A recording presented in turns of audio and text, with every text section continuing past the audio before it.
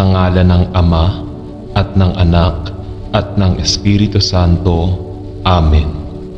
Ang panalangin sa gabi bago matulog ay mabisa at makapangyarihan upang tayo ay basbasan at ingatan ng Diyos sa buong magdamag. Kaya naman ngayong gabing ito, sa araw ng Martes, halina at manalangin sa Diyos at magbigay ng pasasalamat at papuri sa Panginoong Hesus. Dahil ang pagbibigay ng panalangin sa Ama sa gabi bago matulog ay mabisang gawain ng isang mananampalataya upang gabayan, ingatan at pagpalain ng Diyos ang buong magdamag. Halina at sabay-sabay tayong manalangin sa Panginoon Diyos na buhay. Mahal na Panginoon, salamat sa kaligtasan na aming tinamasa ngayon. Salamat sa pagkain na kinakain namin at sa mga taong nakasama namin. Salamat sa lahat ng blessings mo. Salamat sa pagpapahintulot sa amin na mapunta sa magandang lungsod na ito. Salamat sa bagong araw na ito at sa bagong simula sa pangalan ni Jesus. Amen. Mahal na Ama, salamat sa oras na kasama ang iyong anak na si Jesus. Salamat sa pagkakataong magkaroon ng kaugnayan sa Kanya sa pamamagitan ng iyong Espiritu. Salamat sa pagpapadala kay Jesus upang mamatay sa krus. Salamat sa Espiritu Santo. Salamat sa pagiging kasama ko sa aking mga pakikibaka at aking mga tagumpay. Ikaw ay sapat. Ikaw lang ang kailangan ko. Salamat sa pagiging lahat sa akin. Salamat sa pagiging aking makalangit na Ama, mahal kita. Salamat sa pagkakataon na bigyan ka ng pasasalamat at papuri. Salamat sa hininga sa aking mga baga at sa aking buhay sa aking katawan. Salamat sa pamilya, kaibigan at ligtas na tahanan. Salamat sa pagkain sa aming mga mesa, sa pera sa aming mga wallet at sa mga damit sa aming likod. Salamat sa lahat ng mayroon kami at lahat ng ibinibigay sa amin. Salamat sa bawat regalo ng pagmamahal at bawat pagkakataon sa pagpapatawad. Salamat sa ating mga kapatid. Mahal na Panginoon, salamat sa araw na ito. Salamat sa aking pamilya, sa aking mga kaibigan at sa aking tahanan. Salamat sa pagkain at tubig na iniinom ko. Salamat sa mga damit sa aking likod at sa bubong sa aking ulo. Salamat sa kalagayan at pagkakataon. Salamat sa kalayaan at pagkakataon. At salamat sa lahat ng mga pagpapala sa aking buhay. Salamat dahil nabubuhay ako upang masaksihan ko ang iyong kapangyarihan sa lahat ng bagay. Amen. Mahal na Panginoon, salamat sa aking pamilya, sa aking tahanan at sa lahat ng iyong mga pagpapala. Nagpapasalamat ako sa mga tao sa buhay ko. Nagpapasalamat ako sa pagmamahal na nasa puso ko. Nagpapasalamat ako sa pagkain sa mesa ko. Nagpapasalamat ako sa aking tahanan at sa aking kama. Nagpapasalamat ako sa mga taong nagmamahal sa akin. Salamat sa regalo ng buhay.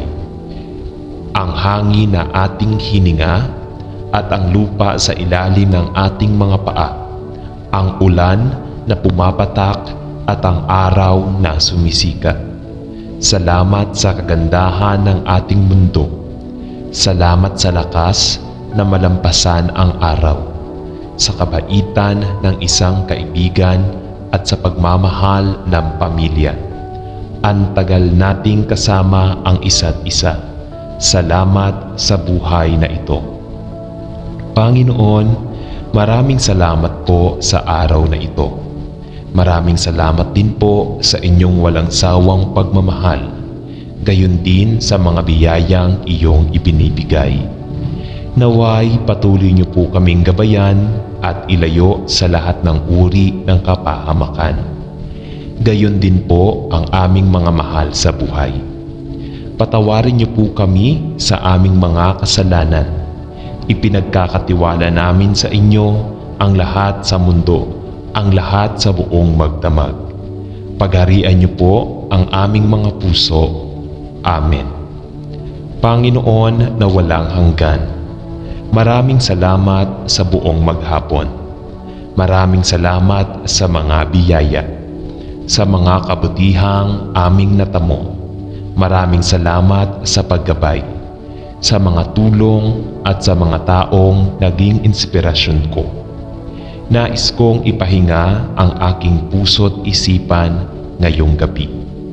Bantayan mo po ako sa masasamang alalahanin. Alisin mo po ang lahat ng karumihan ng aking puso. Ipatawad mo ang aking mga kasalanan, sapagkat pinatatawad ko ang mga gumagawa sa akin ng kasamaan. Iniaalay ko po sa iyo ang bawat tibok ng aking dibdib. Inihahandog ko po sa iyo ang bawat himaymay ng aking laman. Ikaw po ang lumikha sa akin, at ang lahat sa akin ay nagmumula sa iyo. Hindi ko po kayang mabuhay nang wala ka. Sinasamba po kita, Panginoon, ngayon at sa mga susunod pang panahon. Amen. Panginoon naming Diyos, patawarin mo po kami sa lahat ng aming mga kasalanan.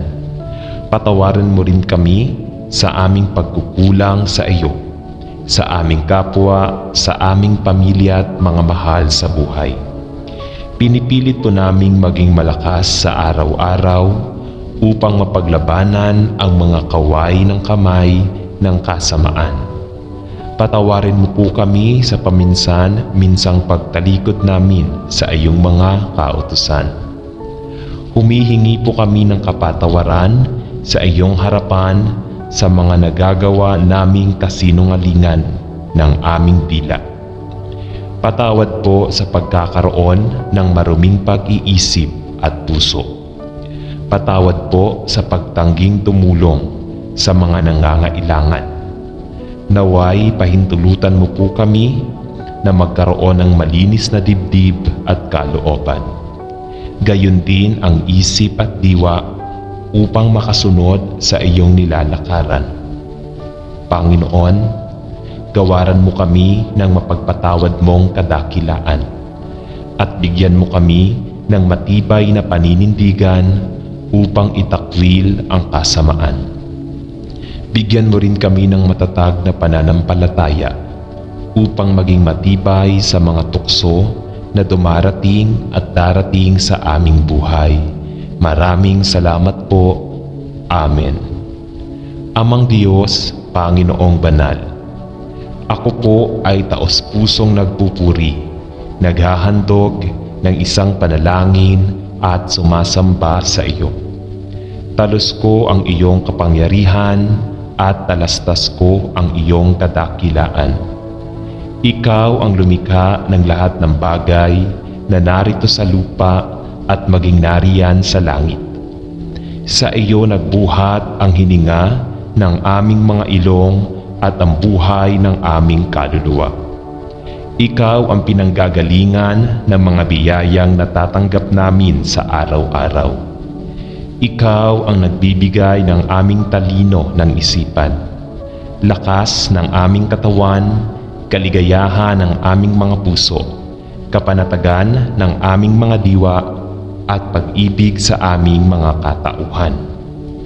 Diyos ko, maraming salamat po sa iyong mga kabutihan at pangunawa.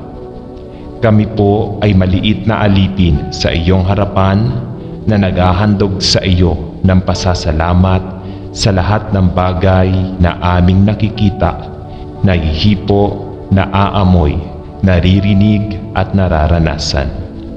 Maraming salamat sa pagbibigay sa amin ng isang pamilya na maaasahan at masasandalan sa sandal ng kahirapan.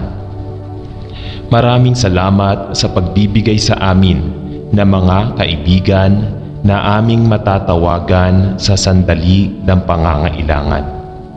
Maraming salamat sa pagbibigay sa amin ng mga kasamahan sa trabaho na nakahandang tumulong sa amin sa sandaling kami ay mga ilangan. Maraming salamat po, Panginoon naming Diyos, sa lahat ng aming kapwa na aming nakakasalubong at nakakasalamuha sa aming buhay. Patawarin mo kami, Amang Diyos, sa aming mga kasalanan. Lapatan mo ng kalinisan ang aming maruruming puso at isipan, upang malayo sa anumang dungis na siyang nagiging dahilan upang mailayo namin ang aming pagkatao sa iyo. Patawarin mo kami sa paminsan-minsan naming pagkakatalisod sa kalsadang aming dinaraanan.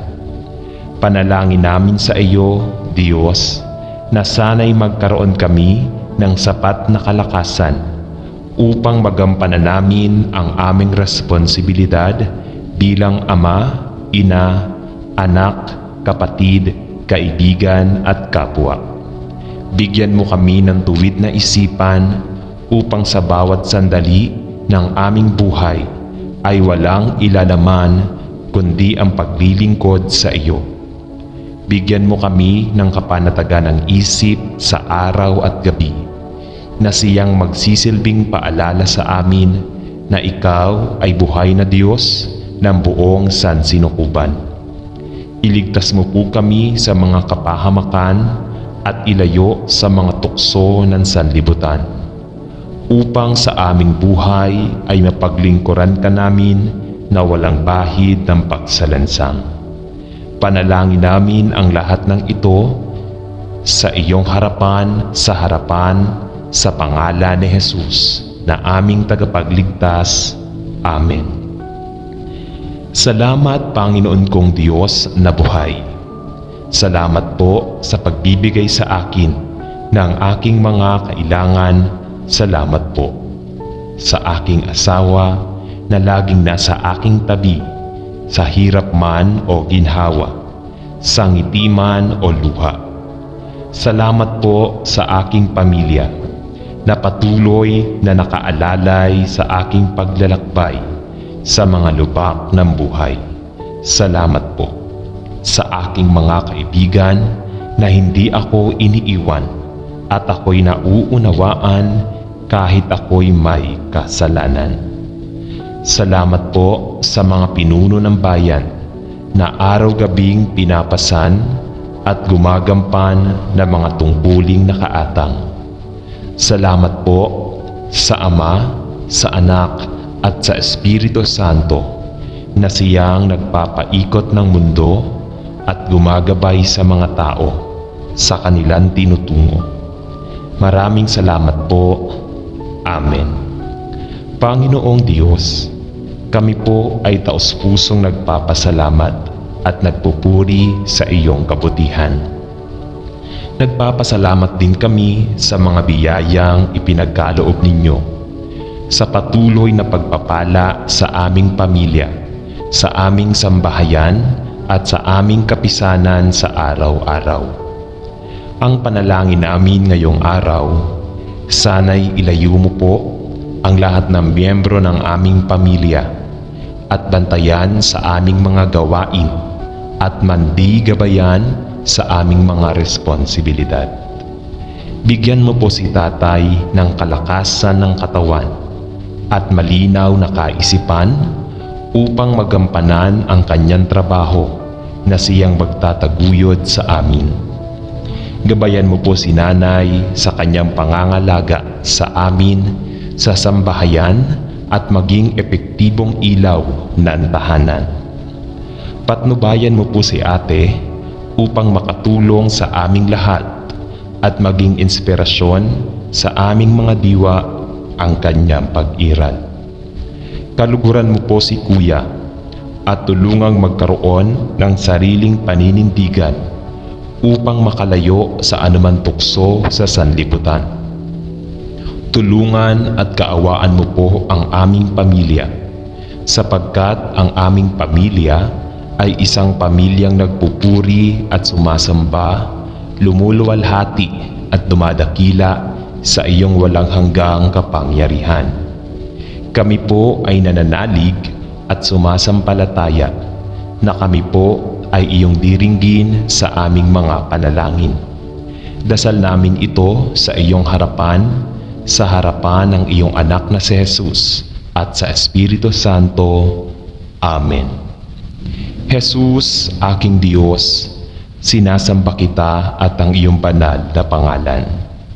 Hinihintay namin sa araw at gabi ang iyong kaluwalhatian at ang paghahari mo sa buong sansinukuban.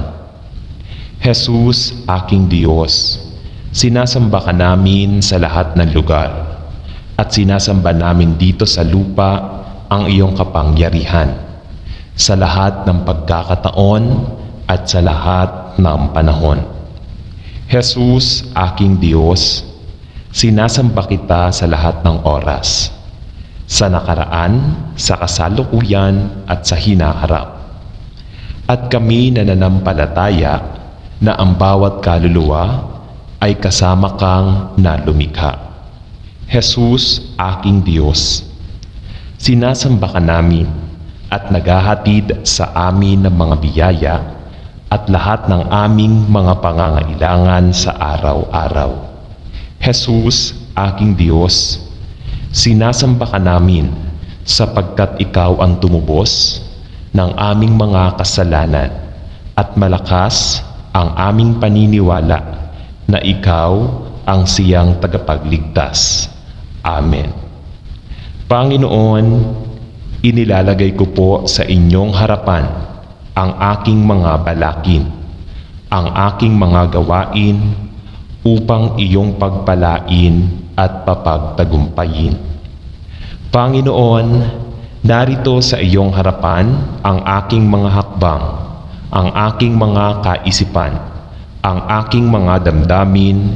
Iniaalay ko sa iyo ang lahat ng ito, sapagkat alam ko na sa iyo rin naman ang galing ang pag-ibig at ang lahat ng bagay sa daigdig.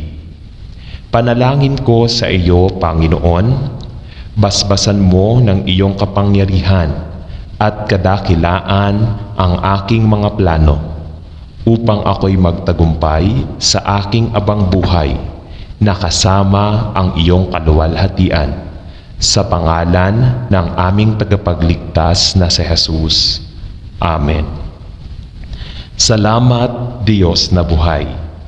Salamat sa pagbibigay mo sa akin ng kailangan ko. Gusto kong magpasalamat sa aking asawa na laging nandiyan para sa akin, mabuti man o masama, masaya man o malungkot, dapat nating harapin. Nagpapasalamat ako sa aking pamilya na laging tumutulong at nagpapalakas ng loob sa akin sa mga mahihirap na oras ng buhay ko. Dumaraan ako sa isang paglalakbay. Nagpapasalamat ako sa mga kaibigan ko na laging nasa tabi ko. Kahit may ginagawa akong mali, naiintindihan at mahal pa rin nila ako.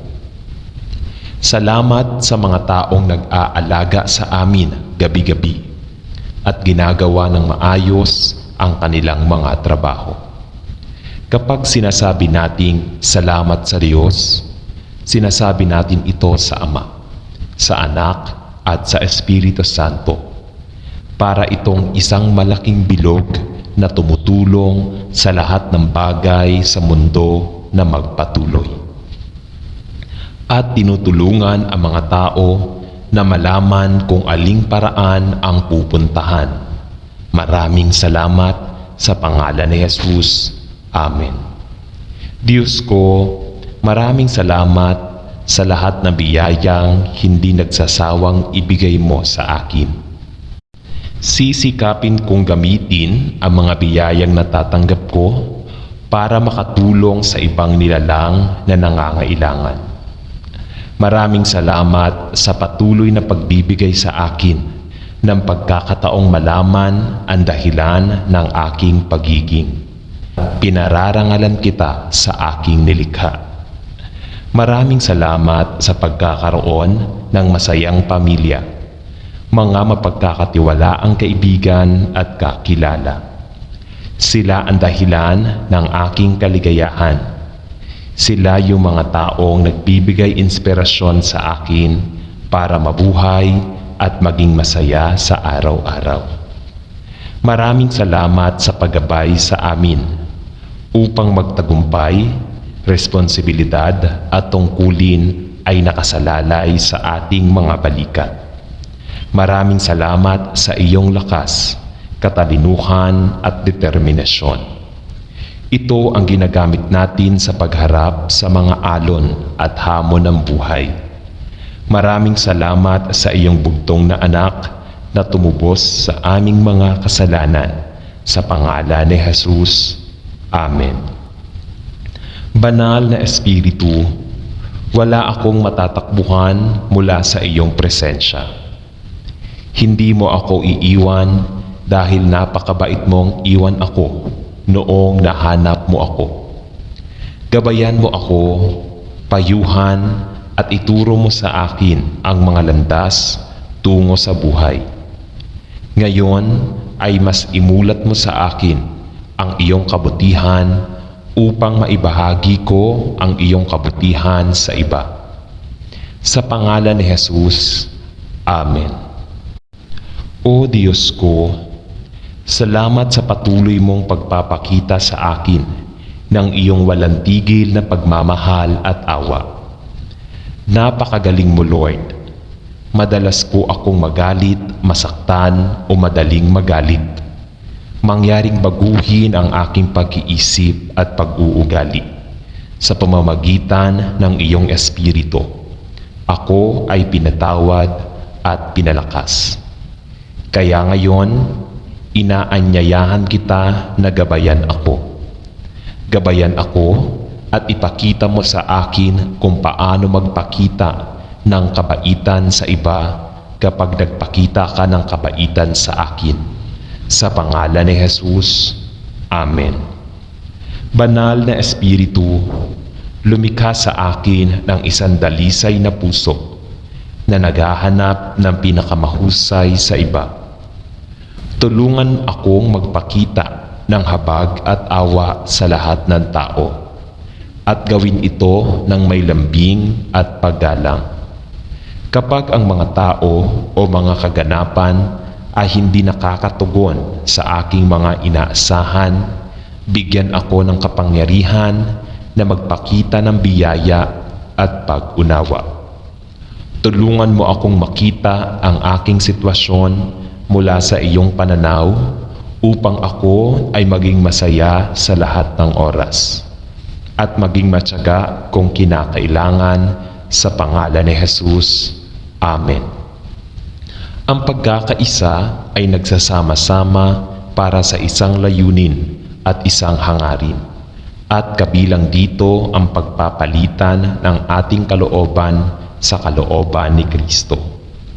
Bagaman mahirap ang pagkakaisa, naniniwala si Jesus na kailangan siyang makilala ng mundo.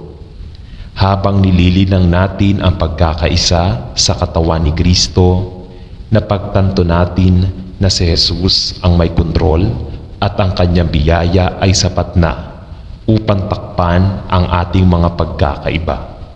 Sa araw na ito, hanapin natin ang puso ng Diyos at hilingin sa Kanya na pag-isahin ang Kanyang simbahan. Hayaang maniwala ang mundo sa isang ipinadala ng Diyos upang tayo ay pag-isahin. O Diyos, salamat sa pagtawid sa mundo. Sa pamamagitan nito, maaari na naming maranasan ang pagkakaisa sa iyo. At dahil maaari kaming maging isa sa iyo, maaari naming maranasan ang pagkakaisa sa iba. Salamat sa iyo, ang lahat ay maayos. Habang sinisikap naming ituon ang aming buhay sa iyo, tulungan kaming makita ang lahat ng paraan ng paggawa mo sa mundo. Ilapit mo kami sa iyong puso para makita namin ang isa't isa gaya ng pagtingin mo sa amin. Ito ay maghihikayat sa atin na pangalagaan hindi lamang ang ating sariling kaligayahan, kundi maging ang kaligayahan ng iba. Nais naming dumating ang iyong kaharian dito sa lupa, gaya ng sa langit. Kaya magkaisa kami para sa katarungan. Kaya walang pumipigil sa mga taong naghahanap sa iyo na maniwala sa iyo. Naway maranasan namin ang ganap na pagkakaisa upang malaman ng mundo na ikaw ang nagpadala sa amin at na mahal mo sila ng walang pasubali. Panginoong Hesus, halika at gawin mo sa aming buhay ang tanging ikaw lamang ang makakagawa. Sa pangalan ni Jesus. Amen. Colossians chapter 4 verse 2. Laging sa panalangin na iyong tinitingnan ng may pasasalamat. Mabuting gugulin ang isang panalangin ng pasasalamat sa Diyos para sa mabubuting bagay na Kanyang ginawa sa ating buhay. Halika at manalangin sa Diyos ng buong puso. Magalak palagi, magdasal ng walang tigil. Magpasalamat kayo sa lahat ng bagay sapagkat iyon ang kalooban ng Diyos kay Kristo para sa inyo. 1 Thessalonica chapter 5 verse 16 to 18. Diyos, ikaw ay napakabuti, at ang iyong hindi natitinag na pag-ibig ay nananatili magpakailanman. Kahit sa pinakamahirap na panahon, may dahilan ako para humanga sa iyo. Salamat sa pagbibigay mo sa akin ng tagumpay at masaganang buhay kay Hesukristo, kahit na hindi ako karapat-dapat. Pininumo ako ng walang pasubali na pagmamahal at pagpapatawad. Kaya't anuman ang kinabukasan para sa akin, sisigaw ako sa tuwa na makasama ka. Inaaliw mo ako at pinagpapala laban sa aking mga kaaway. Walang sino man ang maaaring ihambing sa iyo at walang sandata ang makakalaban sa iyo. Sa lahat ng bagay, ako ay nagwagi sa pamamagitan mo. Luwalhatiin ka, Panginoon, ang mga salita ng aking bibig at ang pagmumuni-muni ng aking puso ay purihin ang iyong pangalan. Nais kong parangalan ka ng aking buhay. Sa pangalan ni Jesus. Amen. Isang panalangin para sa relasyon sa Diyos. Upang magkaroon tayo ng malalim na kaugnayan sa Panginoong Diyos, palalimin natin ang ating panalangin sa pamamagitan ng pagbabasa ng Kanyang mga salita at sundin ang kalooban ng Diyos, halina at manalangin ng taimtim. Marcos chapter 11 verse 24. Kaya't sinasabi ko sa inyo, anuman ang hingin ninyo sa inyong panalangin, maniwala kayo na natanggap na ninyo at matatanggap nga ninyo ito. Panginoon, para sa marami sa atin, ang nakaraang taon ay puno ng mga pagbubukod. Sa kabila ng mga pag-unlad sa teknolohiya, nakita namin ang pagbabago at pagkawasak ng mga relasyon. At ikinalulungkot namin ang pagkawalang ito. Ngunit amin Diyos, alam namin na kaya mong tubusin ang mga nasira. Pinahahalagahan mo ang mga komunidad at nilikha mo kami mula sa kapatiran. At ibinibigay mo sa amin ang iyong banal na Espiritu na nakauunawa sa aming pinagdaraanan at nananalangin para sa aming kapayapaan. Kaya kapag nalulungkot kami, ipaalala sa amin na malapit ka na at hindi ka patapos. Ibalik ang aming mga relasyon at ipakita sa amin kung paano magkaroon ng makabuluhang mga relasyon. Kahit na sila ay kakaunti sa simula. Sa huli, gusto naming ilapit kami ng aming sakit sa iyo at sa lahat ng taong hiniling mong mahalin at suportahan namin. Kaya't kunin natin ang ating paghihiwalay, ang ating pagkadiskonekta, ang ating pagkabalisa at ang ating mga takot. At gawin itong isang magandang bagay na maglalapit sa mundo sa iyo at sa lahat. Sa pangalan ni Jesus, Amen. Isang panalangin para basahin ang salita ng Diyos. Salamat sa pagpapakita sa akin ng daan patungo sa buhay. Ako ay lubos na nagpapasalamat na maranasan ang kagalakan ng iyong presensya magpakailanman. Tulungan mo akong mamuhay ng naaayon sa mga taong tinawag mo sa pamamagitan ng paglalaan ng oras para sa iyong banal na salita. Hindi ko kailanman gustong kalimutan ang katotohanan na ang pagkakaroon ng mga banal na kasulatan ay isang regalo. Kaya't pakiusap, pahintulutan akong basahin ang iyong salita. Ipakita mo sa akin ang iyong kalooban habang naglalaan ako ng oras para sa iyong presensya.